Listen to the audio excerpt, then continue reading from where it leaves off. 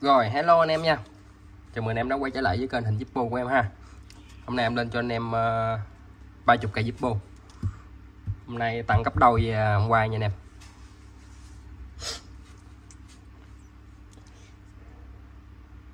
Lên 15k anh em chốt cũng đủ, mà lên 20k anh em chốt cũng đủ, thì bữa nay em quyết định là lên cho anh em 30k. Cho anh em có thời gian lựa thoải mái ha anh em. Không sợ hết hàng nha. Cảm ơn anh em ngày hôm qua đã ủng hộ em rất là nhiệt tình. Rồi, lô hôm nay thì La Mã có số có lộn xộn nha anh em. Để em xin phép lấy cái gỗ này xuống để cho trống chỗ để mà em lên hàng cho anh em nha.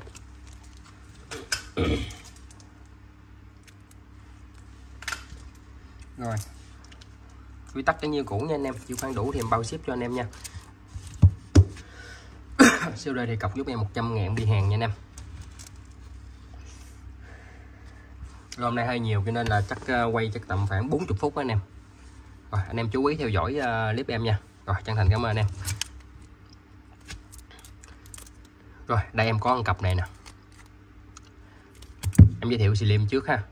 Nói chung hàng qua sử dụng rồi đâm bóng thì có sức tơ nha anh em.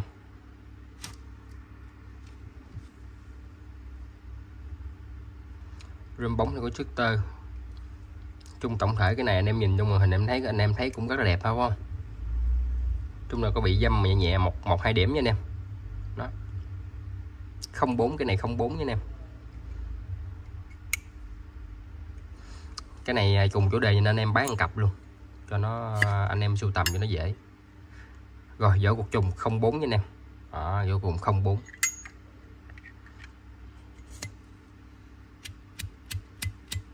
Rồi, bánh xe yếu em hỗ trợ thay bánh xe cho anh em nha.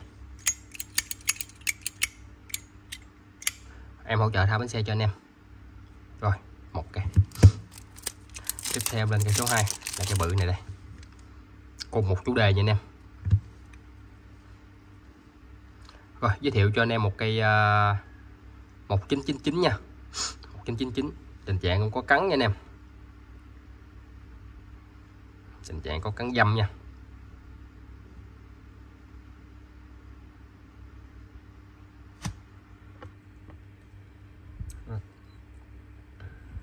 Tình trạng qua sử dụng có cắn dăm nha anh em.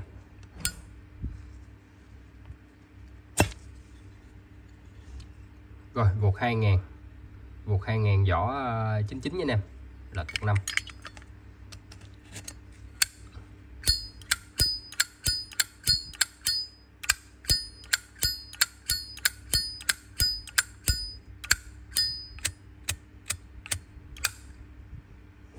Đó. Rồi, nói chung là cặp này em giao lưu với anh em là để em ghi anh em để cặp này em giao lưu với anh em cặp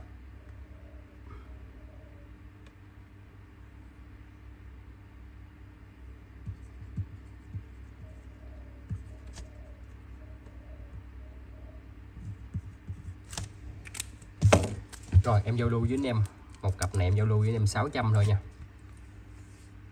600 thôi. Đó. Là một cặp nha anh em, là hai cái này nè, hai cái này là một cặp nè. Đó là mẫu số 1 nha anh em. 6 xị thôi.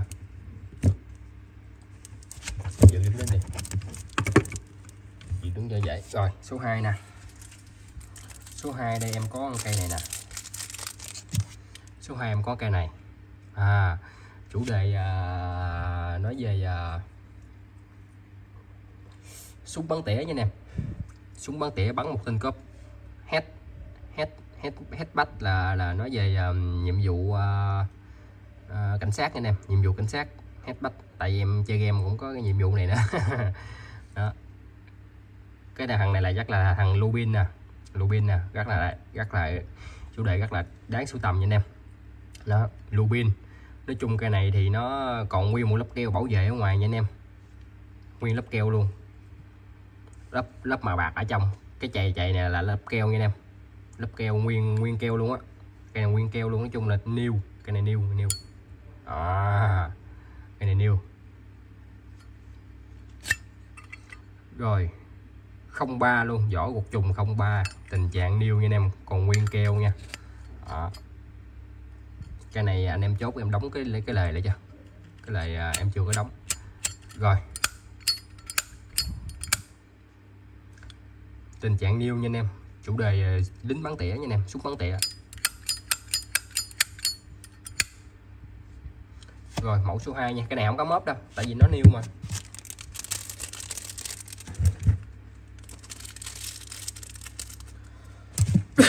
Mẫu số 2 nè, em giao lưu với anh em, cái này là 450, một cây niêu, chủ đề sưu tầm, 450 thôi anh em, rất rẻ nha anh em. Rồi em lên số 3 cho anh em chơi. Số 3 em có một cây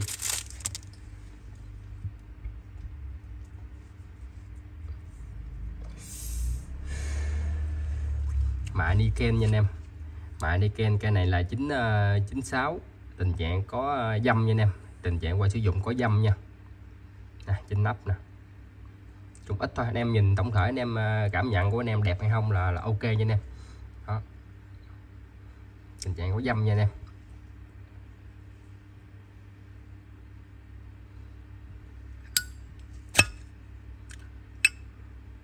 Rồi, trùng tháng trùng năm nha anh em, trùng tháng trùng năm ha.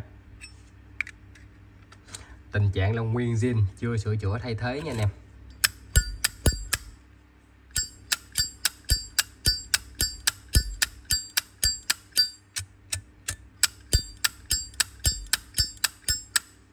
Đó, rất đẹp nha anh em, tình trạng có dăm nha. Đó, dăm luôn. Mẫu số 2 nè, tổng thể nguyên zin nha anh em. 450k một cây La Mã cho anh em chơi luôn.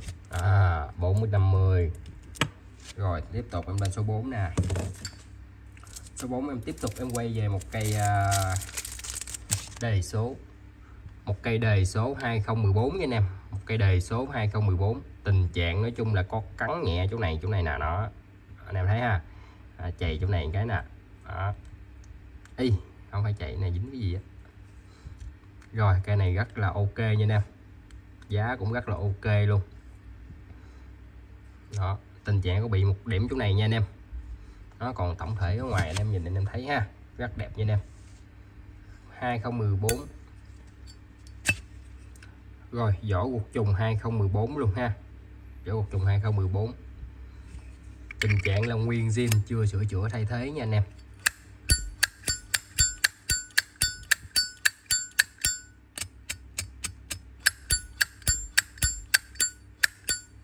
Cái này là phải dặn cốc đá lên mới ra chuông.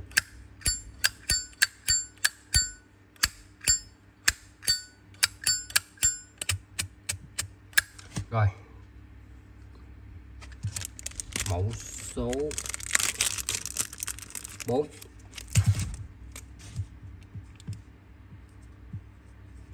Có cắn, cái này em bán 280 cho anh em chơi ha, 280.000.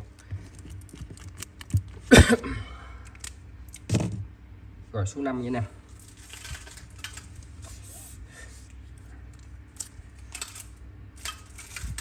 Số 5 lên cho anh em hai cái vỏ này nè, hai cái vỏ này nè. Một cái vỏ 04 nha em đã chỉnh lề lại rồi, cứng lắm. Đó, anh em nào mà còn của 04 thì chốt cái vỏ 04 đi về nha. Tình trạng cái vỏ này rất là ok, đẹp nha anh em, rất là ok luôn.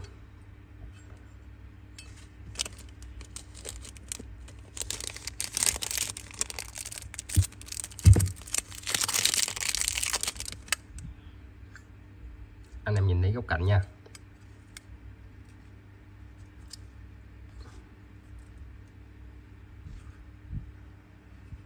không gắn móp gì luôn.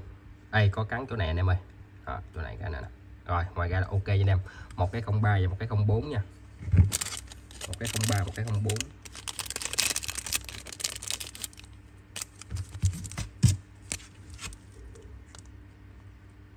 Không 3 không 4 mẫu số 5 0304 số 5.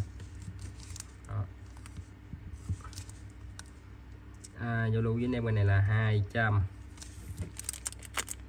nha anh em, một cặp nha, một cặp vỏ đây là 200, là 100.000 cái là một cặp là 200 á.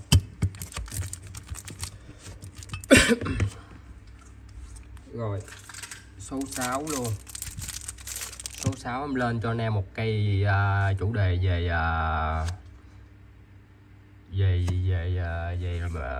samurai hay gì đây em không biết nha. Cây Zippo này được mạ bạc nha anh em, mạ bạc tình trạng rất đẹp nha. Tình trạng rất đẹp, số limited là 2507 luôn nha anh em. Lề lối em thấy là ok, đây có cắn nhẹ chỗ này cái nè, đó tút tí thôi đó. Rồi đít đi nè, chỗ này cái nè, đó đây cái.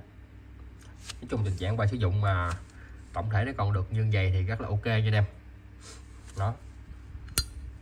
Rồi tiếp theo lên tới phần ruột nè, 0304 lệch 1 năm cho phép của hãng nha.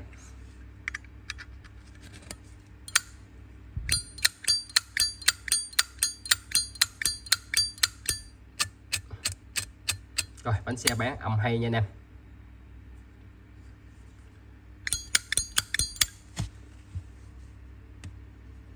Cây này rất đẹp nha anh em.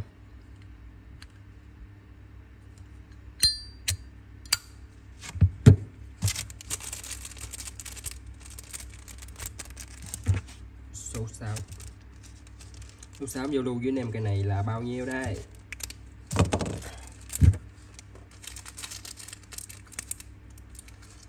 Ba xị rưỡi thôi anh em không nghe lầm đâu, 3 xị rưỡi thôi. Số 6 350. Rồi tiếp theo lên số 7 cho anh em chơi nha. Rồi số 7 để em có cây 04 hay 08 nè. Số 7 đây cây 08 nha. 08 tình trạng có cắn chỗ này đó. Nói chung cái lớp mạ này hình như là mạ satin hay gì anh em ơi, cây này mạ satin hay sao á đó. Limited của nó là 0305 đó. Tình trạng rất đẹp nha anh em. 08 chủ đề là một cô ấy ẩn mình trong Zippo nha đó. Đây là được các ăn mòn nè. Rồi tới ruột. Rồi vỏ ruột trùng 508, trùng tháng trùng năm nha, trùng tháng trùng năm.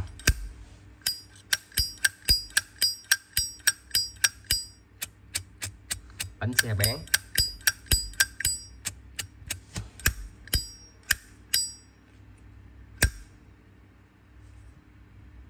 Rồi mặt sau của nó nha anh em, mặt sau đó có li ti vài chỗ nha đó.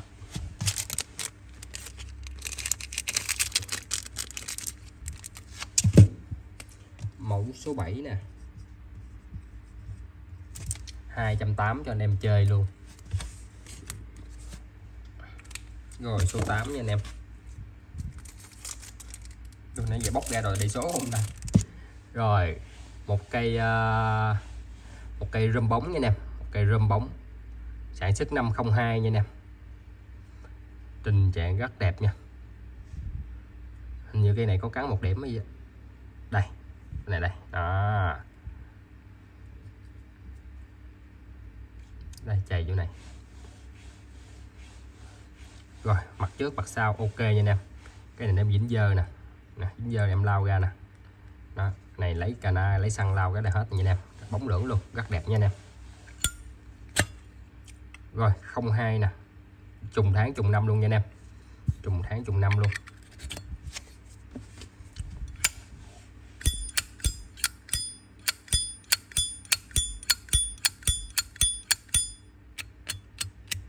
Rồi cái này bánh yếu em sẽ hỗ trợ thay bánh xe cho anh em nha. Bánh yếu rồi.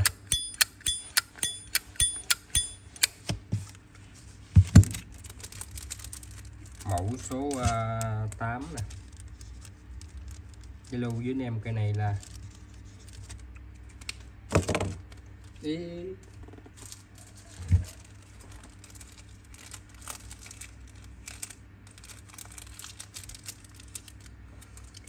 280 luôn nha anh em.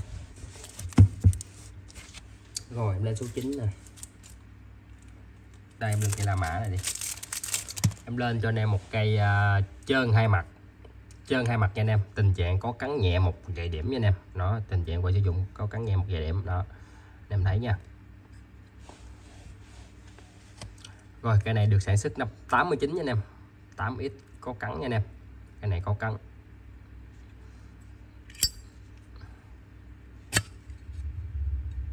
Rồi vỏ gục trùng năm 89 ơi, cái này 88 anh em ơi, này 88, gục 88 vỏ 89 nha anh em.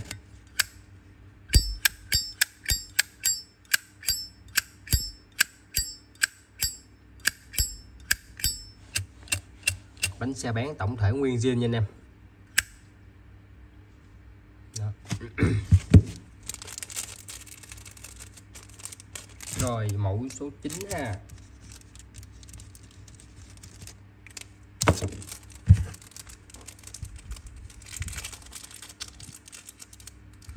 Rồi 550 nha anh em, mẫu 9 550. Rồi em lên số 10. Em lên cho anh em một cây La Mã số 10. Cây La Mã số 10 nha anh em. Rôm phay xước cũng là trơn hai mặt luôn. Tình trạng có cắn nè, có cắn đây nắp nè. Đó, cắn trên nắp nha. Đây, cây cắn nè. Ở đây nó ra đồng nhẹ nè. Hình như cái này âm chuông hay gì anh em ơi. Rồi, ruột 97 vỏ 96 nha anh em. Ruột 97 vỏ 96.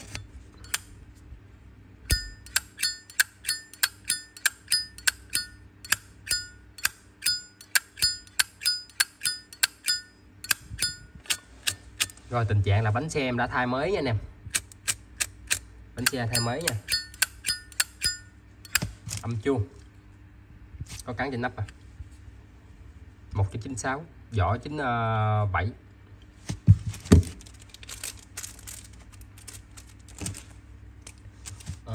Mẫu số 10. Kilo với anh em cây này là 470 thôi. Tại nó có cắn nhiều quá. 470 như nè. Rồi 11 em lên cho anh em một cây chủ đề Zippo mà đây bị chóc lớp sơn nè. Chóc lớp sơn là mất hết miếng tiền của em rồi đó. Rồi 0939 nha anh em, 0939 thằng tài nhỏ nha. Liberty mạ bạc nha anh em, cây này mạ bạc. Tình trạng là không cắn không móp ha, không cắn không móp.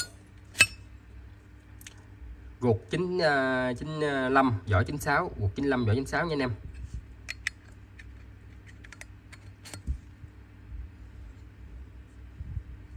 Tình trạng nguyên zin nha. Bánh xe bán.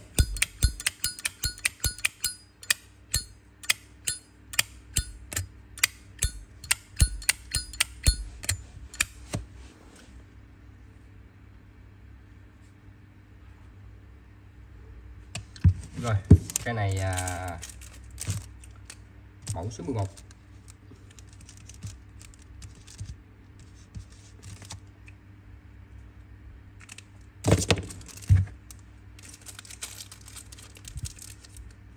Zalo với em 570.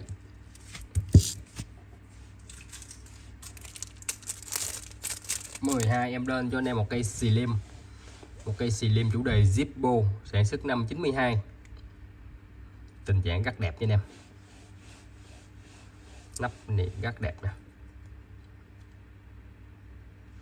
Năm 92 nha anh em.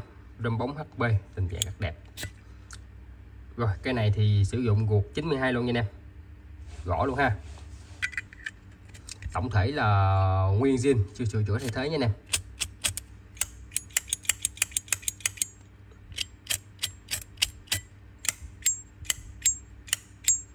Thì cái này hình như bánh xe thay rồi anh em ơi. Rồi bánh xe này em xin lỗi nha, báo lộn, rất là xin lỗi anh em. Cái này là bánh xe thay nha anh em. Bánh xe thay. Bao với anh em xài hơn 1 năm chưa hết luôn, chưa lục. Bánh xe thay nha anh em, nhớ nha. Bánh xe thay này em báo lộn, xin lỗi. 1992.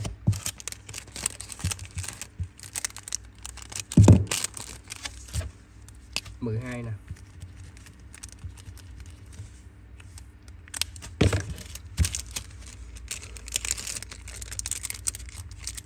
200 cho anh em chơi luôn.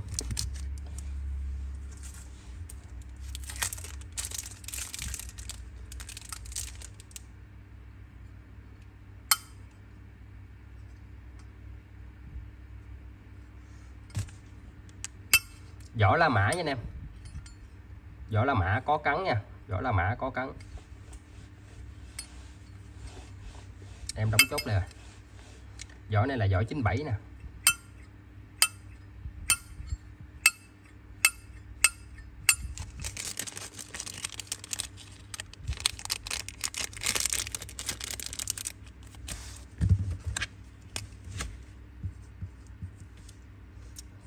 Cái này em không ghi số nha anh em. 50.000 một cái vỏ La Mã nha anh em, 50.000. Anh em chốt lẻ cái vỏ một mình cái lẻ vỏ thôi thì anh em cộng tiền phí ship cho nha anh em. Còn anh em chốt theo zip thì nó sẽ được lợi hơn nha. Em bán 50.000 cái vỏ La Mã này nè.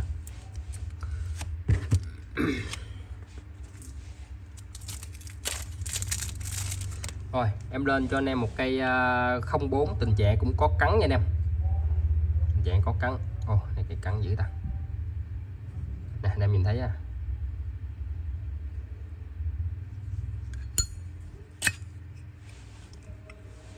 Rồi vỏ cục trùng 504 nha anh em.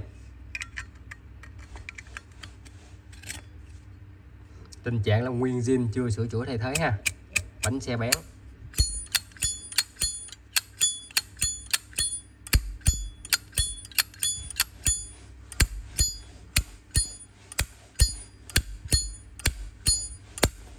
Âm chuông luôn, âm rất là chuông luôn, rất là beng. Đó, đây là mạ satin đi nè, đây mạ phơi xước rơm bóng gì đây. Đó, 52 loại mạ nha anh em. Rồi. Mẫu số 15 ha. Ủa, 13 Zalo với anh em, cái này là lộn 2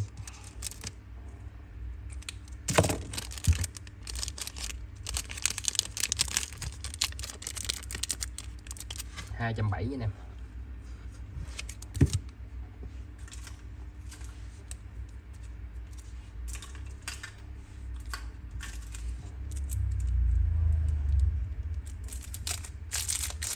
Tiếp tục lên cho anh em một cây chủ đề vườn không nhà trống nha.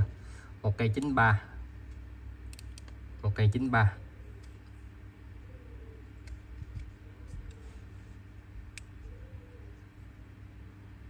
Tình trạng là không gắn mớp nha nè. Có kim kim chỗ này nhẹ nhẹ nè đó. Ngoài ra là ok con dê nha nè. 1993.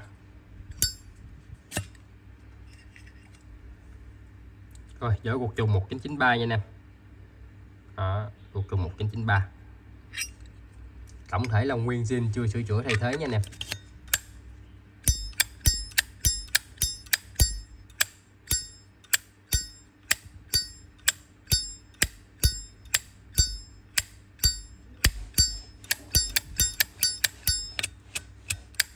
Rồi cái này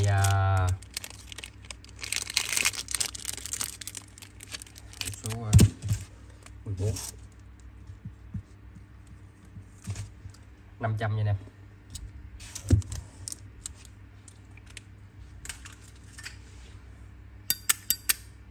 Rồi tiếp tục em lên cho anh em một cây 91 rôm bóng có bị xước tơ nha anh em.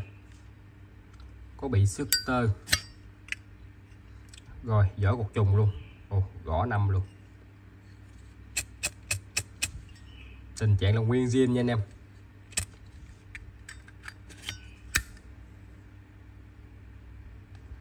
Đây nhẹ nhẹ kinh tâm chỗ này nè. Này ra ok nha nè. Rơm bóng HB.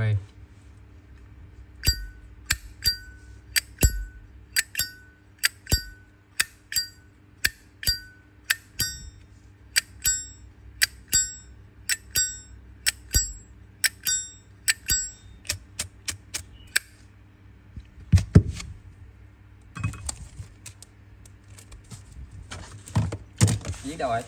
Đây 15.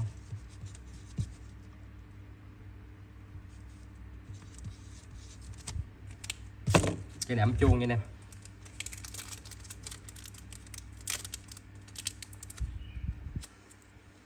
500.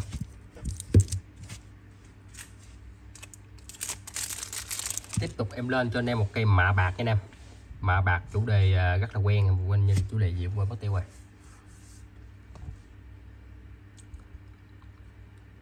Hãng gụ hay sao á. Rồi cái này là 07 nè. 07 ha. Mạ bạc nha anh em.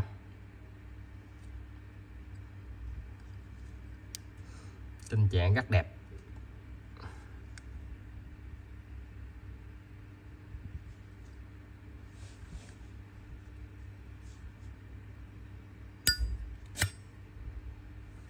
Cái này guộc 06 vỏ 07 nha anh em. Guộc 06 vỏ 07. 06 07 ha. Tình trạng lông nguyên zin chưa sửa chữa thay thế anh em.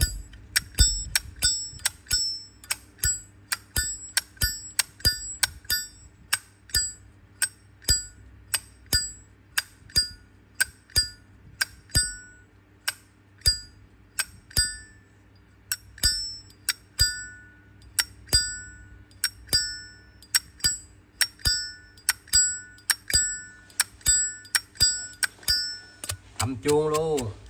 Rồi cái này chủ đề sưu tầm thì giá nó cao hơn tí anh em. 16.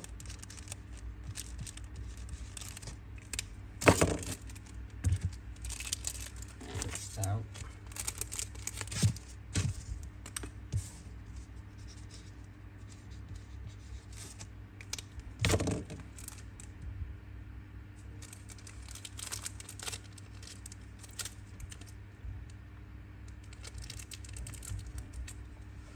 450 nha nè. Em làm zin nha.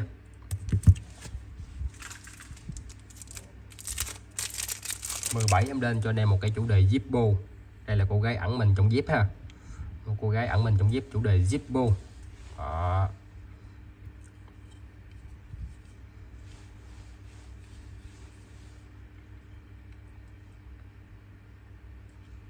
Đây, cẩn ha. Rồi, cây này là 95. 95. Rồi, vỏ gục trùng 95 luôn ha. Tình trạng nguyên zin nè, chưa sửa chữa thay thế ha. Bánh xe bán.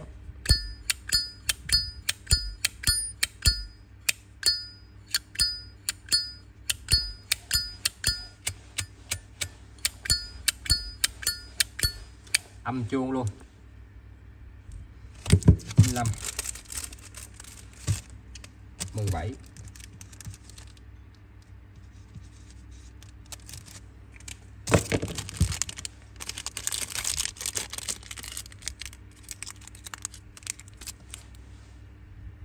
500. Cái này có kim nha anh em, có kim chỗ này nè. Ngoài ra là ok hết. Đẹp.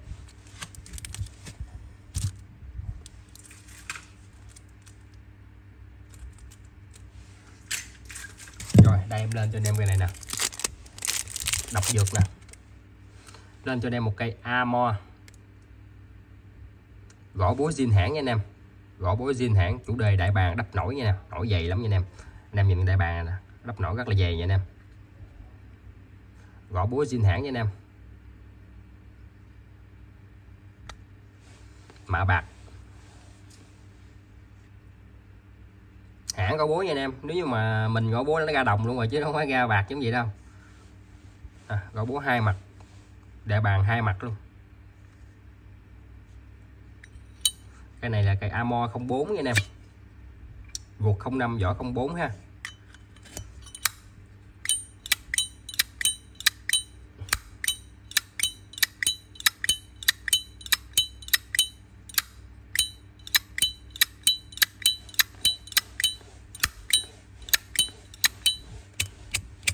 Rồi bánh xe bán tổng thể nguyên zin nha anh em. Một cây Amor chủ đề hai mặt. Em bán giá cho anh em hết hồn luôn. 18.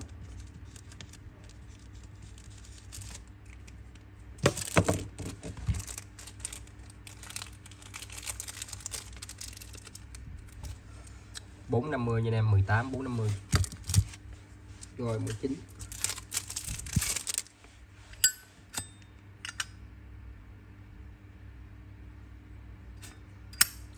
Lên cho anh em một cây mạ bạc ha, mạ bạc chủ đề nửa trái tim. Đó, mặt trước đây, mặt sau đây, mặt trước đây rất đẹp nha anh em. Rồi trên nắp không cắn mấp trên nắp nè. Rồi dưới đáy 08 anh em, cái này 08 nè, góc cạnh ok nè anh em thấy ha, cạnh rất là ok nè, nó 08. Rồi vỏ cục trùng 508 nha anh em, vỏ cục trùng 508, tình trạng nguyên zin, chưa sửa chữa thay thế luôn.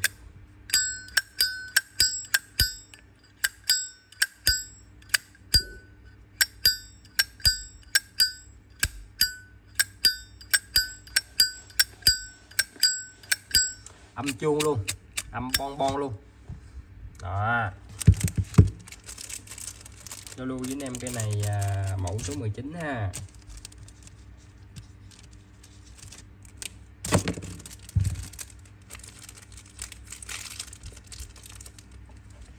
$350 nha anh em.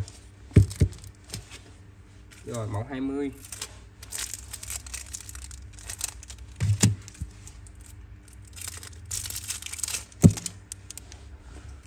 Cái này 01. Cái này có ga niken này anh em, cái này có ga niken tình dạng có cắn nha anh em. Cái này là mạ bạc ga niken nha anh em. Rồi vỏ cục trùng 501 ha, 01, tình trạng nguyên zin nha anh em, chưa sửa chữa thay thế gì hết, bánh xe bán.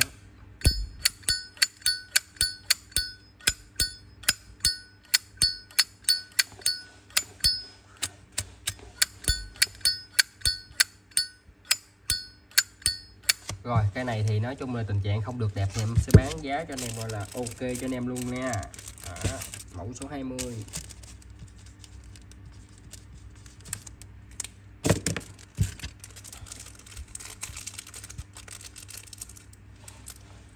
$240.000 thôi cho anh em nha.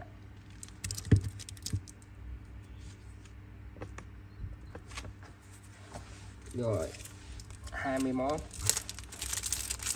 Lên cho anh em một cây chủ đề đảo Guam nha anh em, đảo Guam mạ bạc hai mặt, viền thì hai mặt, hình như cái này làm lớp ba vàng, hình như nó bị hết rồi, còn lớp ba bạc. Viền cạnh viền này là còn nguyên cái lớp màu vàng luôn nha anh em, đây bị chóc nhẹ nè, tí tí thôi, ngoài ra là ok nè.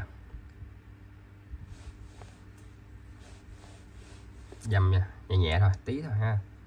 Rồi cây này thì 9995.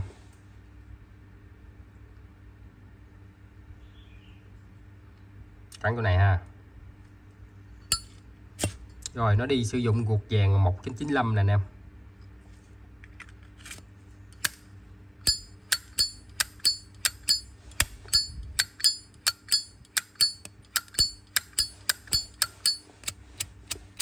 Bánh xe bán âm hay, âm được thôi. Rồi cái này giao lưu với anh em mẫu số 21. 600.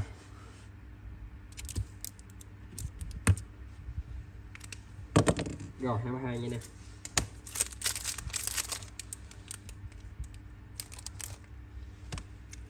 em có cây chủ đề Zippo 1932 1989 nha anh em, 1989. Rồi vỏ cục trùng 1989 ha. 1989 vô cục trùng, tình trạng nguyên zin nè, chưa sửa chữa thay thế nè, bánh xe bán.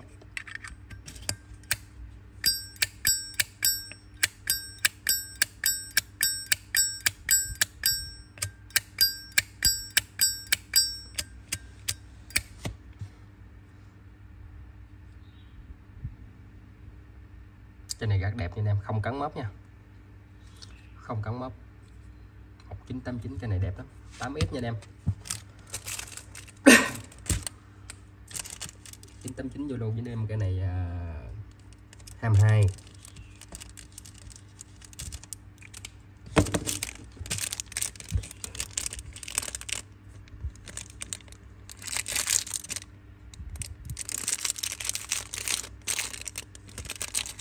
Clip này hơi dài quá. 680 thôi. 22 nha anh em, 680. Rồi em lên cây mạ bạc đẹp hai mặt luôn. Cây này là anh em chốt về anh em mua cái mà lem bạc khối á, anh em dán vô một cái là nhìn y gan như cái bạc khối luôn anh em. Nói chung cái lớp bạc này nó đều nè, đó anh em thấy ha, nó không bị phôi phai lớp bạc luôn, nó không cắn mớp luôn nha, không cắn mớp luôn. Gục 97 vỏ 96 nha anh em, 97 vỏ 96.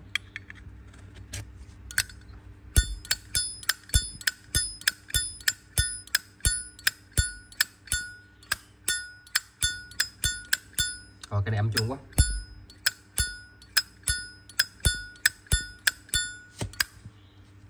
Nguyên lớp bạc đẹp luôn nha anh em, không bị phôi phai cái lớp bạc nha anh em, không cắn mớp luôn. Gục đẹp, vỏ đẹp nha, âm chuông luôn. Cái này 23 nè.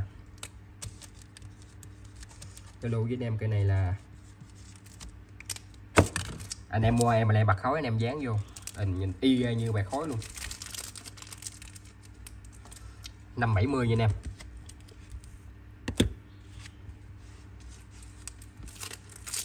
Rồi 24 nè. 24 lên cho anh em một cây chủ đề Zippo nha, chủ đề Zippo. Cây này là rơm phay xước, tình trạng là không cắn mớp nha anh em, không cắn mớp luôn. Ở đây dính dơ nè, dính dơ. Đây nữa lấy xăng em lau ra nha anh em. Dăm nhẹ chỗ này nè, tí chỗ này nè. Đó. Cái này thì 1999 ha, chủ đề Zippo. Rồi vỏ cột trùng 1999 nha anh em, vỏ cột trùng 1999. Bánh xe bén ha, lại lói cứng cáp, vỏ đẹp, gột đẹp.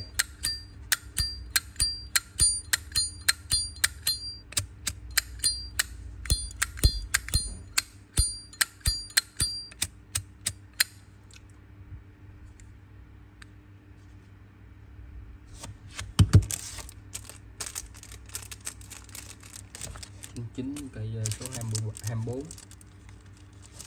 Tôi lưu với em cây này là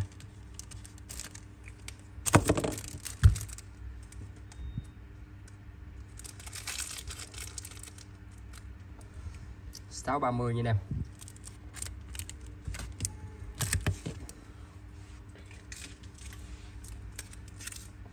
Hai mươi lăm em có cái Amo này nè, Amo 214 nha anh em, bờ rách xả nha, bờ rách xả không cắn mớp, có dăm nhẹ 2 điểm như này nè. Đó. Bờ rách xả nha anh em, trên đèn điểm là 3 điểm nha anh em.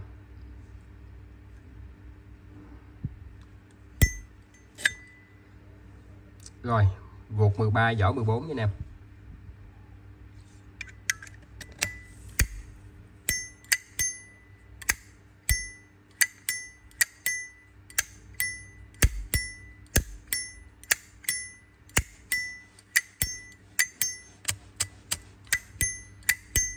Âm hay, bánh bén, tình trạng rất đẹp nha anh em.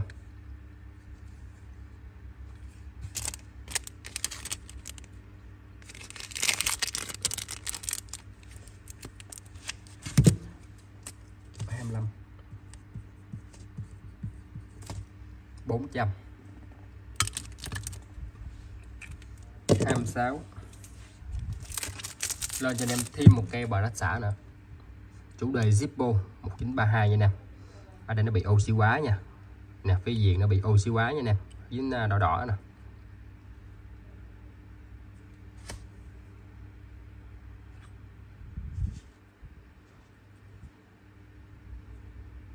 Tình trạng đẹp luôn nha anh em nha. Kim chỗ này nhẹ, chỗ này nè, đó này 95, nắp đẹp. Rồi guộc 95 nha anh em. Ôi guộc 96, guộc 96, guộc 96 vỏ 95.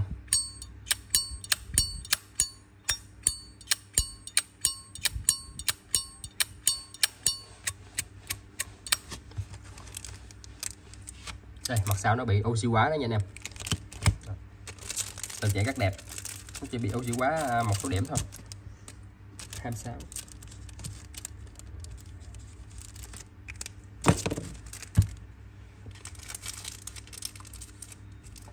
Cho lượng anh em 400.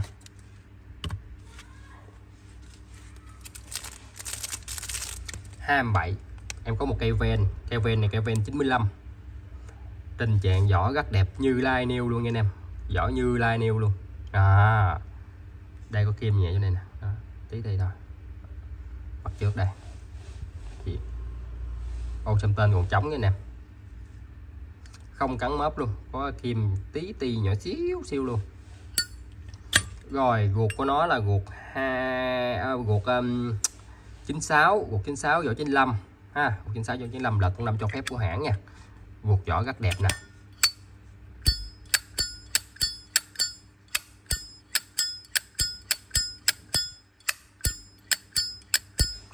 Âm chuông nha anh em, âm chuông. Rồi 41 phút luôn rồi. 27 750 nha anh em, 27 750. Rồi lên 28 nha anh em.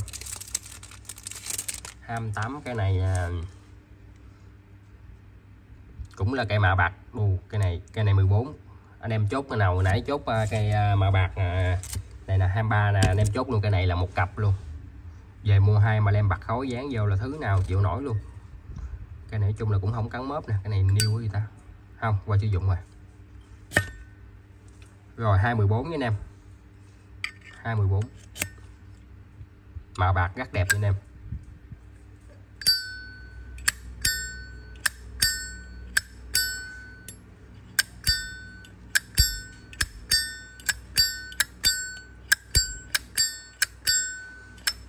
Cái này là âm chuông, âm to nhất trong cái lô hàng này.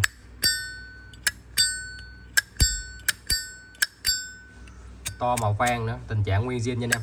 Tổng thể không cắn mớp nha anh em, không cắn mớp.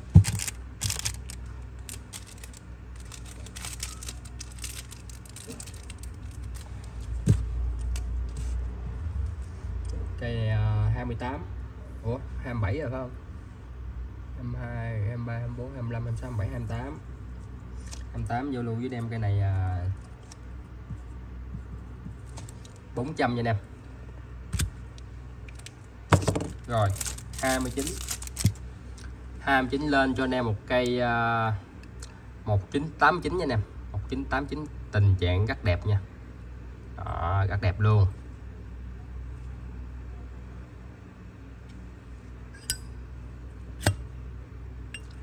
Một 1989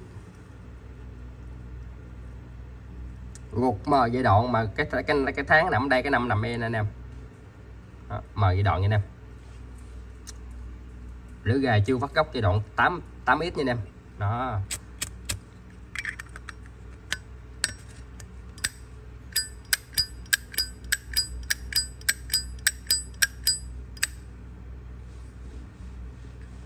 Cái này đẹp lắm.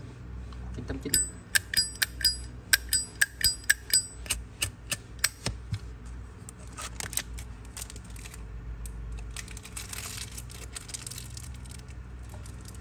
Ờ 29.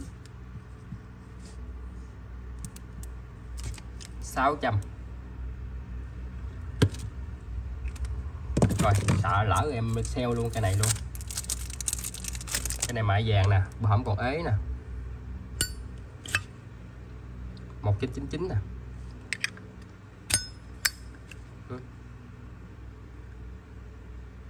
Không cắn mớp vậy nè.